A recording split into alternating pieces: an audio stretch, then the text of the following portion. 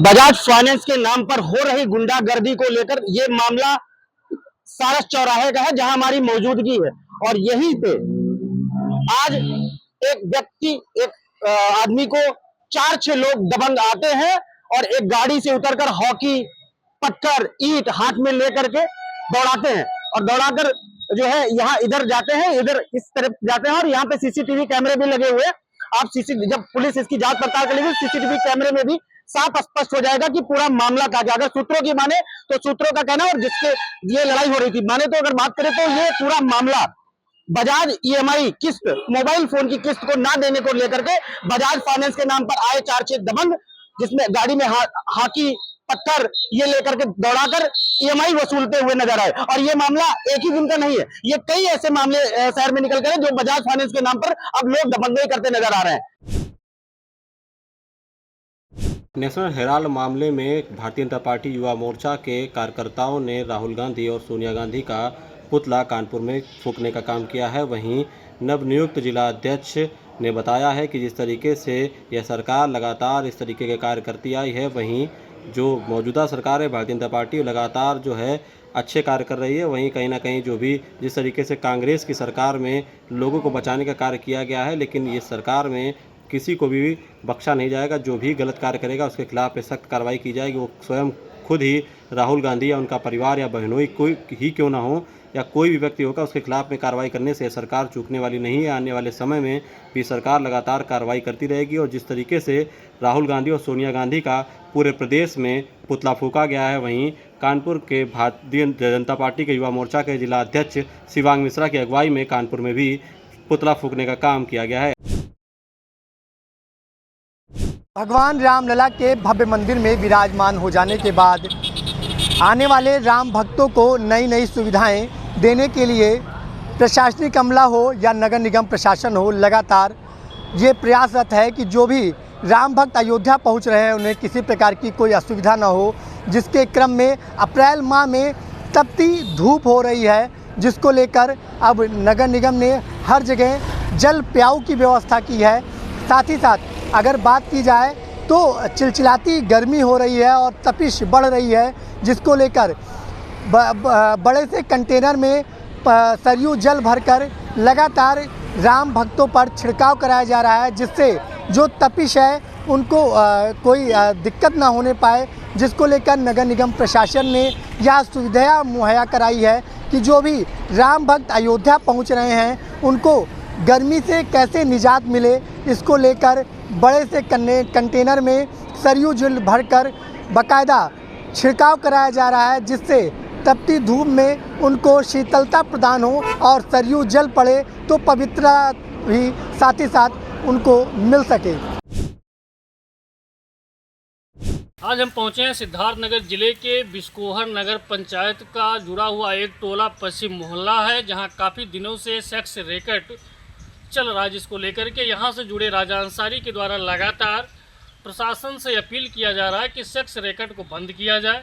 जिसको लेकर के उसके द्वारा मुख्यमंत्री आवास से लेकर के जिला तक ऐसे कोई अधिकारी नहीं जिसके यहाँ उसने शिकायत ना की हो। लगातार बार बार जो है ट्विटर पर ट्वीट करते रहते हैं, जिसको लेकर के आज हम उनसे बात करेंगे। क्या ऐसी समस्या, क्या जो है सरकार आपकी बातों को नहीं सुन रही है, आपके द्वारा क्यों बार बार इस तरीके का शिकायत किया जा रहा है? क्या नाम है भैया? मेरा नाम राजा है, मैं बिस्कोहर नगर पंचायत का रहने वाला हूँ। समस्या क्या है? हमारी समस्या बहुत बड़ा समस्या, छोटी समस्या नहीं है। हमारे आज से नहीं, अंग्रेज़ों ज़मानों से 15 से 16 साल की बेटियों से धंधा कराया जाता है खुलेआम सेक्स वर्कर, जहाँ गोमती के दुकान और चाय के दुकान पर खुद के माँ बाप भाई और नाना बैठे रहते हैं और इनको किसी का खौफ नहीं रहता है। इस टोले से हमारा दूरी थाना 8 से 9 किलोमीटर है, फिर भी हर अधिकारी जानकर मैंने हर लोगों को प्रार्थना पत्र दिया और शासन से लेकर मैं प्रशासन तक मैंने अपील करा और ज़िले पर बहुत बार अमलन अनशन भूख हड़ताल पर बैठा, मगर आज तक मुझे न्याय नहीं मिला हुआ। जो मैं इसी समाज से हूँ, जो इसी गंदे माहौल का मैं पैदावार हूँ, जो इस दह व्यापार का विरोध करता हूँ और मैं चाहता हूँ कि इस दह व्यापार को बंद कराया जाए। जो प्रदेशों में प्रदेशों में, बहुत ऐसे प्रदेशों में था जहां रेड लाइट एरिया था, जहां बंद हो चुका। हमारा पड़ोसी जिला बस्ती था, सन 2017 में यहां सुधीर सिंह एसएचओ थे। यहां आने के बाद में जब ये थाने इंचार्ज जिम्मेदारी संभाले तो यहां हमारी समाज के लोगों को यहां देह व्यापार बंद हो गया। इनके बच्चे मेहनत मजदूरी कर कर ऑटो चलाकर जीवन पालन कर रहे हैं। आज हम सब अच्छे आराम से, मगर हमारे मोहल्ले में किसकी राजनीति, कौन इस देह व्यापार को बढ़ावा दे रहा है? तो यहाँ बंद नहीं हो रहा। जो माननीय मुख्यमंत्री से लेकर महिला आयोग और मानव अधिकार जिलाधिकारी, एसपी, उप जिलाधिकारी, क्षेत्राधिकारी डुमरियागंज, सबको मैं प्रार्थना पत्र भेजा। यहाँ पर सिर्फ हल्लावाली कर कर कैमरा साथ लगा, जो आज 7 कैमरा के नामों निशान खत्म हो चुका महोदय, मीडिया महोदय। एक कैमरा नहीं चलता है, तारे टूटा हुआ, कैमरा जर्जर हुआ है, कोई नहीं। बस यहाँ पर गलत रिपोर्ट लगा दिया जाता है और हर ऊंचे अधिकारियों को भरमा कर भेज दिया जाता है। तो यहाँ देह व्यापार नहीं होता है। सिर्फ थाने के जो थाने के लिफाफा है, जो रजिस्टर है, इनके डायरी में बंद है। तो बिस्कोहर पश्चिम टोले में देह व्यापार नहीं है। मैं अब पूरी गारंटी कह रहा हूँ महोदय, हमारी खुद की 4 बेटियां हैं। मैं नहीं चाहता हूँ कि जो मेरे माँ बाप ने गलतियाँ करा वो हमारे बच्चों से गलतियाँ हो। हर औरत का पहचान इसके पति से होता है, इसके बाप से होता है। ना मेरी माँ का पहचान इसके पति से मिल पाया, ना बाप से मिल पाया, ना मेरी पहचान। इसके जिम्मेदार कौन? क्या समाज है, कि नेता है, कि प्रशासन है? मैं पूछना चाहता हूँ कि जब अभी ज़्यादा नहीं महोदय, 16 अप्रैल सन 2025 को बस्ती में रेड लाइट एरिया के ऊपर कार्रवाई हुआ, तो नहीं इनके ऊपर बस से बात हो रहा है। बस्ती पुलिस ने हमेशा रेड लाइट एरिया के ऊपर हमेशा कार्रवाई कर रहे हैं। इनको नहीं आता है तो एक बार मैं मुख्यमंत्री जी से, महोदय जी से हाथ जोड़कर निवेदन करता हूं कि ये चीज़ें हमारी मोहल्ले की जिम्मेदारी पुलिस को, बस्ती पुलिस को दे दिया जाए, तो हमारे मोहल्ले का नक्शा खत्म बदल जाएगा और बच्चे मुख्य धारा में जुट जाएंगे। जो हमारे समाज के लोग बम्बई दिल्ली जाकर मजदूरी मेहनत करते हैं, अपना जीवन पालन करते हैं और बहुत चीज़ें में बहुत पीछे थे कि जो सरकारी लाभ नहीं मिल पाया। जिला अधिकारी के नेतृत्व में इनको आवास दिया गया, शौचालय दिया गया, शिक्षा दिया गया, आय प्रमाण पत्र दिया गया, राशन दिया गया। हर चीज़ सरकार की नीतियाँ इनको जोड़ा जा रहा है, फिर भी ये देह व्यापार को रोक नहीं हो रहा है, न देह व्यापार को बंद हो रहा है।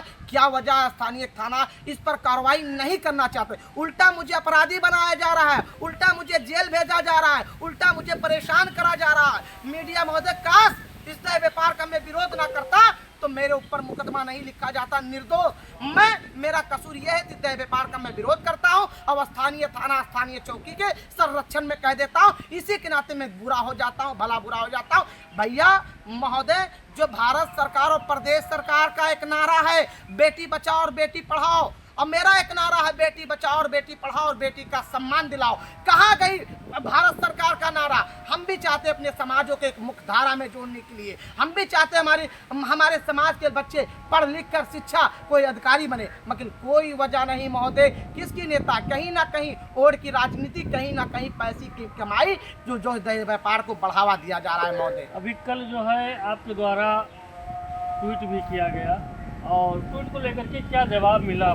बस यही लिखा जाता है कि थाना इंचार्ज को निर्देश कर दिया गया। मैं कमिश्नर साहब से, मैं 17 अप्रैल को कमिश्नर साहब से बात करा। कमिश्नर साहब हो सकते हैं एसपी साहब से बात करें।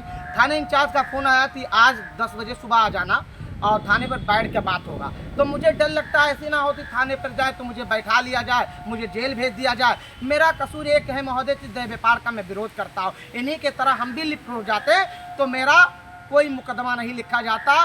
क्यों?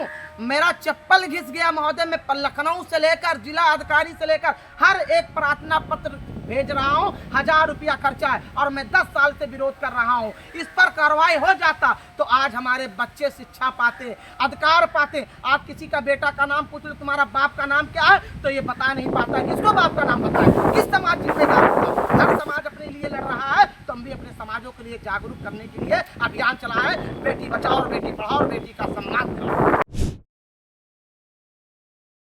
बीते दिनों कप्तानगंज थाना क्षेत्र के इटरिया गांव का मामला था, जहां पे खेत में कंबाइन ले जाने के मामले में 2 पक्षों में मारपीट हुई थी। फिलहाल घायल जो परिजन जो लोग थे वहां पे वो थाने पे पहुंचते हैं। थाने के पहुंचने के बाद में कार्रवाई करने की मांग करते हैं, लेकिन कहीं ना कहीं थाना अध्यक्ष द्वारा कार्रवाई नहीं की जाती है। तो पीड़ित वहां से लगभग जो 1 दर्जन से अधिक जो घायल लोग है बस्ती पुलिस अधीक्षक कार्यालय पहुंचते हैं। यहाँ पहुंचने के बाद में जो है मुकदमा दर्ज कार्रवाई करने की मांग करते हैं। फिलहाल घायलों को देखने के बाद जो उच्च अधिकारी थे उन लोगों लोगों ने एम्बुलेंस के जरिए उन लोगों को जिला अस्पताल भेजा गया, जिनका इलाज वहां पे कराया गया। फिलहाल आपको बता दें कि पुलिस के उच्च अधिकारी द्वारा इसमें जो है मुकदमा दर्ज करके जो वैधानिक कार्रवाई है वो की जा रही है।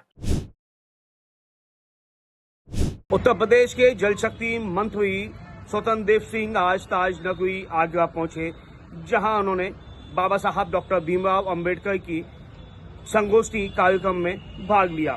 बाल पुष्टाहार, महिला कल्याण, कैबिनेट मंत्री बेबी रानी मौर्य और भाजपा के पदाधिकारियों ने साफा बांधकर स्वतंत्र देव सिंह का स्वागत किया। धनौली के बुद्ध विहार में बाबा साहब की प्रतिमा पर माल्यार्पण कर कार्यक्रम की शुरुआत की गई। मंत्री जी ने मन से बाबा साहब को नमन करते हुए बीजेपी की योजनाओं को गिनाया। वहीं स्वतंत्र देव सिंह ने कहा, प्रधानमंत्री नरेंद्र मोदी के नेतृत्व में बीजेपी बाबा साहब की नीतियों पर काम कर रही है। साथ साथ उन्होंने कहा, दलितों, पिछड़ों, शोषित, वंचितों और महिलाओं के सम्मान देने का काम कर रही है। भाजपा प्रदेश भर में जगह जगह बाबा साहब भीमराव अम्बेडकर की जयंती का कार्यक्रम भी कर रही है।